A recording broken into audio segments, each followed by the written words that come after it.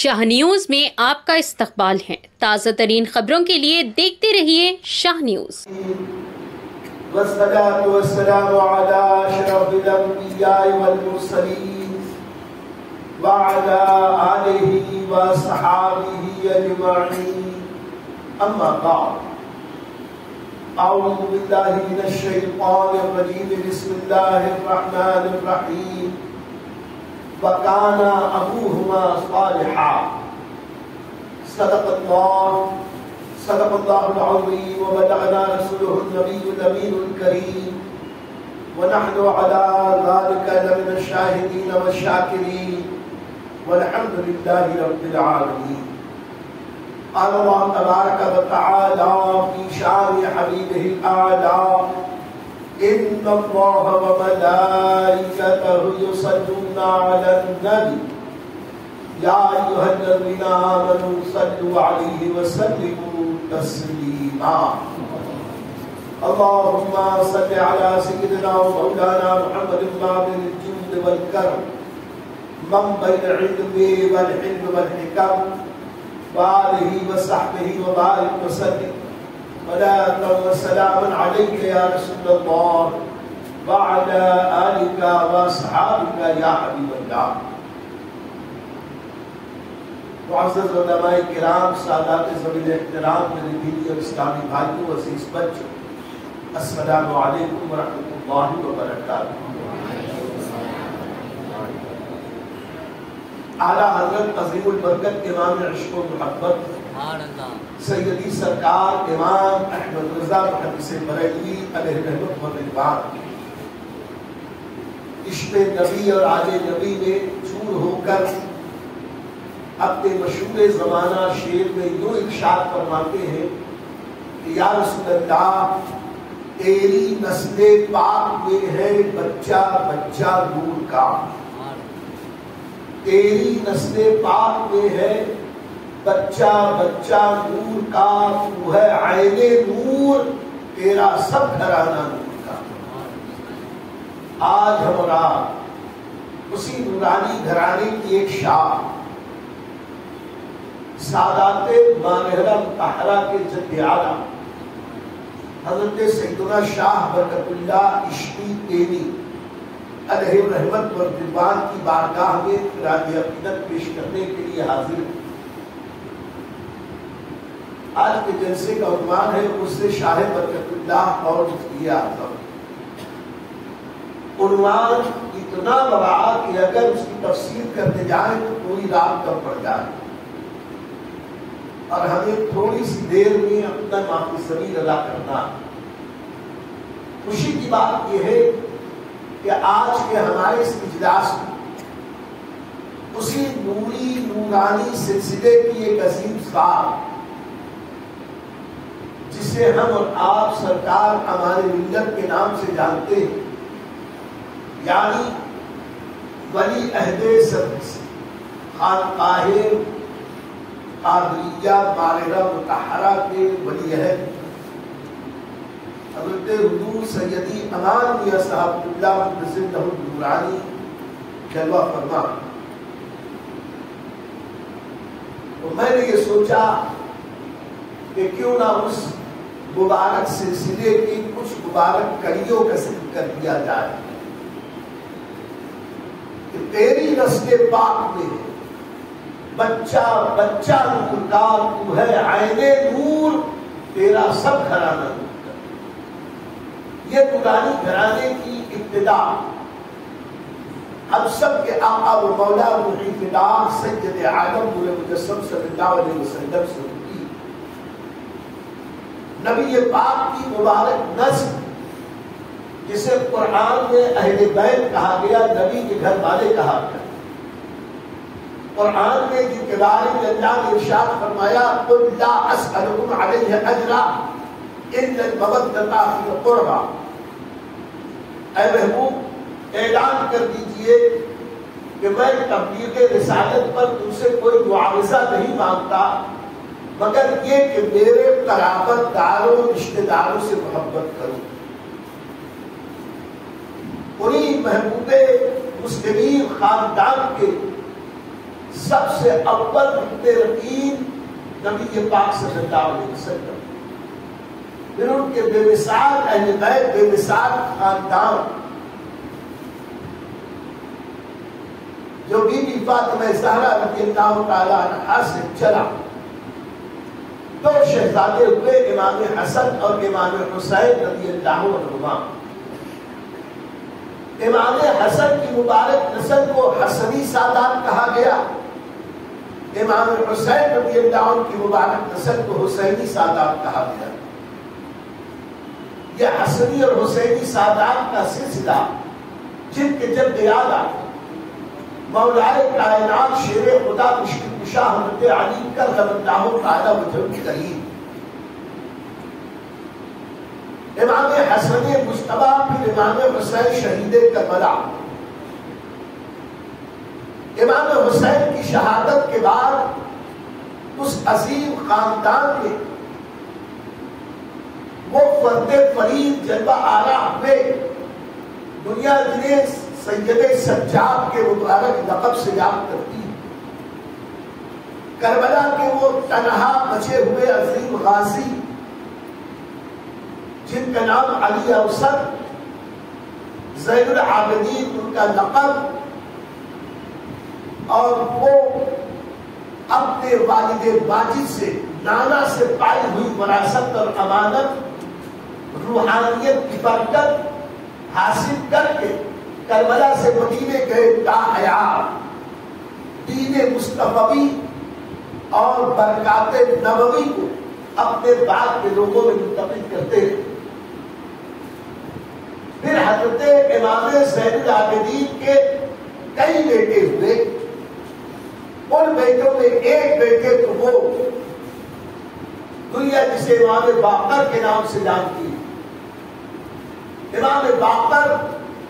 یقیناً سلسلۃ الذہب سونے کی اس کڑی کی بڑے اہم امام ہیں، وہ باقر العلوم ہیں، علوم و معارف کے خزانہ، اور ائمہ اہل بیت میں امام زین العابدین کے وارث خاص، انہی سے حسینی سادات کا سلسلہ چلا۔ لیکن امام باقر کے ایک بھائی تھے دنیا جنہیں حضرت امام زید شہید کے نام سے جانتے ہیں۔ امام باقر امام زید کے والد تو ایک ہی ہے، امام زین العابدین، لیکن ان کی دونوں کی والدہ جدا جدا۔ امام باقر سے جو سلسلہ چلا وہ حسینی باقری سادات کہلائے، اور امام زید شہید سے جو سلسلہ چلا وہ حسینی زیدی سے سادات کرام کہلائے۔ حضرت امام زید امام حسین کے پوتے، امام زین العابدین کے بیٹے، اور ان کو اللہ تعالی اپنے نانا نبی مکرم کے علوم کا ایسا وارث بنایا تھا کہ امام زید اپنے زمانے حلیف القرآن کے نام سے جانے جاتے ہیں،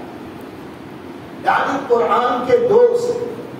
دن رات قرآن پڑھنا اور پڑھانا، تفسیر سیکھنا اور سکھانا، شریعت و سنت کی ایسی پابندی کی حضرت امام زید شہید نے کہ اپنے زمانے میں وہ اہل علم کے شہنشاہ کہلائے۔ اگرچہ امام باقر کا درجہ امام زید سے زیادہ اونچا، علم فضل میں بھی ان کا درجہ بڑھا،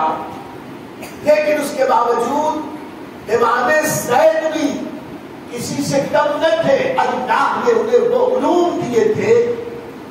کہ ایک بار امام زید شہید نے اپنے بڑے بھائی امام باقر سے یہ کہا کہ بابا جان، دادا جان، مولا علی کی ایک کتاب آپ کے پاس ہے، کچھ مسائل مجھ سے حل نہیں ہو رہے، وہ کتاب آپ مجھے عطا کر دیں تاکہ اپنے ان مسائل کو میں حل کروں۔ امام باقر نے کہا کہ بھائی دے دیں گے۔ بات رفت و گزشت ہوئی، کتاب دینے میں کچھ دیر ہوئی، چند دنوں کے بعد امام باقر کو یاد آیا کہ بھائی زید نے مجھ سے کچھ کتاب طلب کی تھی، تو بلایا اور کہا کہ آپ کو کتاب کی ضرورت تھی، میں دے نہ پایا، اب کتاب رکھی ہے دے لو۔ امام زید نے کہا بھائی جان بہت بہت شکریہ، آپ کو کتاب دینے میں دیر ہوئی، مجھے حاصل کرنے میں دیر ہوئی، میں نے خود اس مسئلے پہ غور کرنا شروع کیا، الحمدللہ نبی کے سر پہ وہ سارے علمی اشکال حل ہو گئے، اب مجھے اللہ کے کرم سے اطمینان کلی حاصل ہو گیا۔ وہ علم کا وفور اور علم کی برکت کا حال یہ تھا میرے دوستوں کہ ان کے شاگردوں میں میں صرف ایک نام لوں گا، آپ کو سمجھ میں آ جائے گا کہ امام زید شہید کا مقام و مرتبہ کتنا بلند ہے۔ پوری دنیا سنیت کے 3/3 سے زیادہ علماء کے عوام کے امام سیدنا امام اعظم ابو حنیفہ 2 سال تک امام زید شہید کی شاگردی اختیار کرتے، یعنی امام اعظم کے اساتذہ میں دیگر اساتذہ کے علاوہ امام باقر، امام جعفر کے ساتھ ساتھ امام زید شہید بھی ہمارے امام، پوری امت میں امام اعظم امام ابو حنیفہ کے استاذ معظم۔ بات غور فرمائیں کہ جس امام کے شاگرد امام اعظم ہو، اللہ نے اس امام زید کو کتنا اونچا مقام عطا کیا۔ وہی امام زید شہید جب زندگی کی اور اگلی سالوں کی طرف بڑھتے ہیں اور ان کے سامنے پورا واقعہ کربلا، خاندان اہل بیت کے اوپر ظلم و ستم یاد، پورے خاندان بنو امیہ کے یزیدی طاقتوں کی ساری پریشانیاں، جابرانہ فاسقانہ حرکتیں معلوم تھی، حضرت امام زید شہید کے دل میں داغیہ پیدا ہوا کہ سلاطین بنو امیہ کا ظلم ستم بڑھتا جا رہا، اہل بیت پر، خاندان نبوت پر یہ سختیاں بڑھاتے جا رہے، تو اب ان کو سبق سکھانا چاہیے۔ امام زید شہید نے قیام کیا، حکومت وقت کے خلاف آواز اٹھائی، اور پھر مدینے سے وہ ملک شام آئے۔ ملک شام میں ہشام ابن عبد الملک کا زمانہ، ہشام نے سیدنا زید بن شہید کی، زید بن زین العابدین کے ساتھ جو کچھ بھی حرکت کی، حضرت زید وہاں سے کوفہ کی طرف چلے۔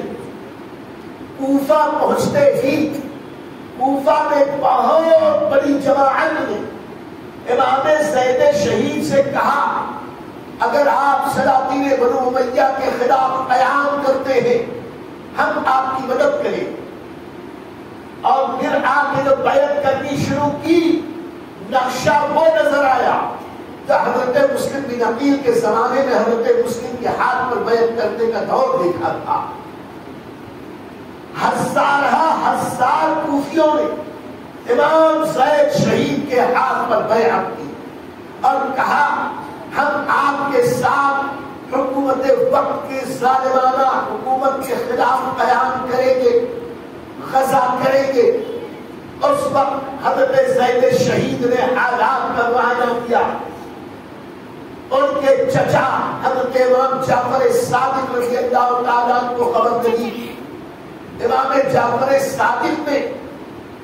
اگرچہ بڑا پیارا مشورہ دیا اور کہا یہ میرے لختے جگر، میرے پیارے بھتیجے، تمہاری نیت بہت نیک ہے،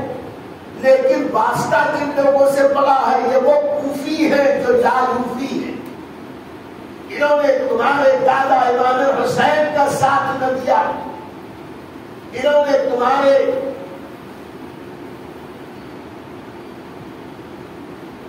آقا امام حسن کا ساتھ نہ دیا، مولا علی کا ساتھ نہ دیا، یہ اس لائق نہیں ہے کہ ان پر بھروسہ کیا جائے، ابھی اور طاقت جمع کرے۔ امام زید نے اپنے طور پر حالات کو دیکھ کر کہا کہ مجھے یقین ہے کہ میں ظالم و جابر حکمرانوں کا مقابلہ کر لوں گا۔ نتیجہ یہ نکلا کہ اسی کوفہ میں حضرت امام زید شہید کھڑے ہوئے اور خاندان بنو امیہ کے ہشام بن عبد الملک کی فوج کے ساتھ مقابلہ شروع کیا۔ اس وقت یوسف ابن عمر نام کا بہت بڑا گورنر یہ کوفہ میں متعین تھا۔ اس نے جب دیکھا تو اس نے حضرت زید شہید کے ساتھیوں کو حکمت کے ساتھ ڈھیلے بہانے سے جامع مسجد میں بلوایا، دروازے بند کیے اور انہیں ڈرایا دھمکایا۔ جیسا امام حسین کے ساتھ ہوا تھا بالکل اسی طرح امام حسین کے پوتے حضرت زید کے ساتھ کیا۔ نتیجہ یہ نکلا یہ لوگ جب باہر نکلے تو بجائے اس کے کہ حضرت زید شہید کے ساتھ وہ ظالم و جابر حکمرانوں سے لڑتے، ان لوگوں نے اس وقت لڑائی سے بچنے کے لیے ایک ہیلا کیا۔ خاص طور سے میں سادات کرام سے عرض کروں گا کہ تاریخ کے اس زمینی برق کو ذرا غور سے پڑھو۔ جس وقت اموی فوج ایک طرف، حضرت امام زید شہید ایک طرف اور آمنے سامنے کا معاملہ تھا، تو ان کی فوج نے بالکل ویسے ہی امام حسین کے ساتھ جیسے دغا کی تھی ویسے ہی ان کے پوتے کے ساتھ کرنی شروع۔ اور یہ دغا اس طور پر کی بہانا چاہیے، کہنے لگے اچھا یہ تو بتائیے کہ ہم آپ کے ساتھ جنگ تو لڑیں گے لیکن آپ پہلے سیدنا صدیق اکبر اور سیدنا فاروق اعظم کے خلاف کچھ کہیں، ان سے برعت کا اظہار کریں، خلفائے راشدین ابو بکر و عمر کے اوپر تبرہ کریں یا ان سے برات و بیزاری کا اظہار کریں، ان کے تعلق سے کچھ غلط جملے کہیں تب ہم آپ کا ساتھ دیں گے۔ امام زید نے سمجھتا دیا صرف اس لیے کہ ابو بکر و عمر رضی اللہ عنہما کی ساتھ وہ تھی کہ مولا علی نے ان دونوں کو امام بنایا تھا، اور جنہیں مولا علی نے امام بنایا تھا، جنہیں حسن و حسین نے امام بنایا تھا، ان کو اگر امامت کے درجے پہ فائز نہ کیا جاتا تو یہ ابو بکر و عمر کی گستاخی بعد میں ہوتی، مولا علی کی گستاخی پہلے ہوتی۔ اعلان کر دیا میں اس بارے میں ایک لفظ بھی سیدنا شیخین کریمین قمرین نیرین ابو بکر و عمر کے خلاف ایک لفظ نہ کہوں گا۔ جیسے ہی یہ کہا یہ جتنے تھے 18,000 20,000 کا لشکر یہ سب ساتھ چھوڑ کے بھاگ گئے اور بچے کتنے صرف 218 افراد۔ ایسے وقت میں بھی امام زید شہید نے کہا یہ لوگوں اب میرے ساتھ اگرچہ لوگ کم ہیں لیکن پھر بھی کربلا کے 72 سے زیادہ ہیں، میں اپنے دادا امام حسین کے نقش قدم پر چلوں گا، مقابلہ کروں گا، اس لیے کہ میں حق والی جماعت۔ میرے دوستو امام زید شہید کی حقانیت پر آج مسلک اعلیٰ حضرت کا یہ خادم ببانگ کہل کہتا ہے امام زید شہید کی حقانیت کا اس سے بڑا ثبوت کیا ہوگا کہ امام زید کے اس قیام کے حق میں فتویٰ جس نے جاری کیا تھا دنیا اسے امام اعظم ابو حنیفہ کی۔ امام اعظم ابو حنیفہ نے کہا کہ حضرت امام زید شہید کی اس وقت مدد کرنا بالکل ایسے ہی ہے جیسے صحابہ کرام نے نبی کریم کی خدمت کی۔ یہاں تک فرمایا کہ اگر مال ہو تو مال سے مدد کرو، جان ہے تو جان سے مدد کرو۔ اب تاریخ اس بات کی گواہ ہے کہ امام اعظم ابو حنیفہ نے ابتلاء کر وقت امام زید شہید کو نظر میں پیش کی تھی کہ بنو امیہ کے مظالم کے خلاف قیام آپ کرو، فتویٰ بھی میں دوں گا، جھنڈا بھی میں دوں گا۔ الحمدللہ جہاد ہوا، جنگ ہوئی، لیکن کہاں ہزار کے یہ بے وفا کوفی، اب کہاں یہ 218، تھوڑی ہی دیر میں جنگ ایسے مقام پر پہنچی کہ ایک کے بعد ایک کے مقابلے میں ہزار آنا شروع ہوئے۔ ایک تیر سنسناتا ہوا دور سے آیا اور حضرت امام زید شہید کے پیشانی میں پیوست ہو گیا۔ جیسے ہی امام زید کی پیشانی میں وہ تیر لگا، حضرت امام زید شہید اس کے صدمے سے زمین پہ تشریف لے آئے۔ خدام نے انہیں اٹھایا، قریب کے گھر میں لے گئے اور وہ تیر پیشانی کے ہڈی میں اتنی اندر تک گیا تھا کہ مشکل سے نکل رہا تھا۔ ایک جباہ بلایا گیا، اس جباہ نے بمشکل اس تیر کو کھینچا۔ جیسے ہی تیر کھینچا، حضرت زید شہید شہادت سے ہمکنار ہو گئے، روح قفس عصوی سے پرواز کر گئی۔ یہ خاندان رسالت کی پہلی قربانی نہ تھی، کربلا میں قربانیوں کی ایک لمبی فہرست دنیا دیکھ چکی۔ کوفیوں کی بے وفائی کا منظر کربلا میں دنیا نے دیکھا تھا، اور آج اسی حسین اعظم کے پوتے حضرت امام زید شہید نے اپنی جان آخری کے سپرد کر کے بتا دیا کہ سر کٹانا، گھر لٹانا کوئی ان سے سیکھ لے۔ یہ وہ اہل بیت ہے، سر کٹانا بھی جانتے ہیں، گھر لٹانا بھی جانتے ہیں، اور اس طریقے سے دین بچانا بھی جانتے ہیں۔ دین بچایا، جیسے تیر نکلا، روح قفس عصوی سے پرواز کر گئی۔ اس وقت جتنے قریب میں تھے ان لوگوں نے چپکے سے خاموشی کے ساتھ ایک ایسی جگہ ان کو دفن کر دیا کہ کسی کو پتہ نہ چلے، لیکن میاں دیواروں کے بھی کان ہوتے ہیں۔ ظالم کوفیوں کو اور یوسف بن عمر ثقفی کو پتہ چل گیا کہ حضرت زید شہید کو کہاں دفن کیا گیا، اور ظالم نے حکم دیا کہ ان کی لاش وہاں سے نکالی جائے۔ معاذ اللہ، وہ دین، وہ مذہب جس میں جنگ کے بعد جانوروں کے اوپر ظلم کرنا حرام، سرسبز درختوں کو کاٹنے کی ممانعت، اسی دین کا کلمہ پڑھنے والوں نے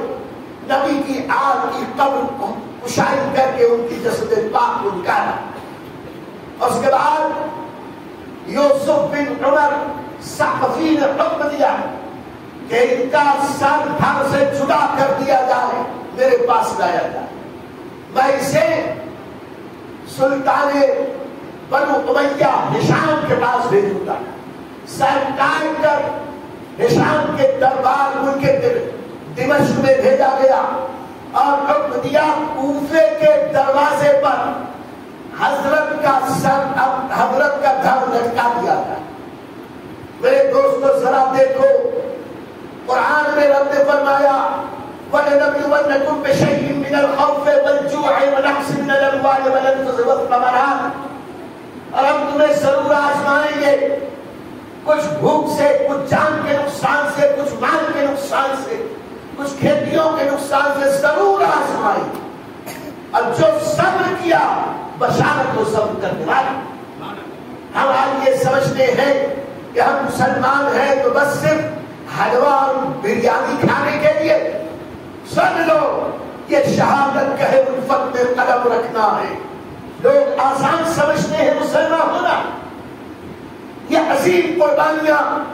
کہ حضرت زید شہید کے لاشے کو زمین اب سے نکال کر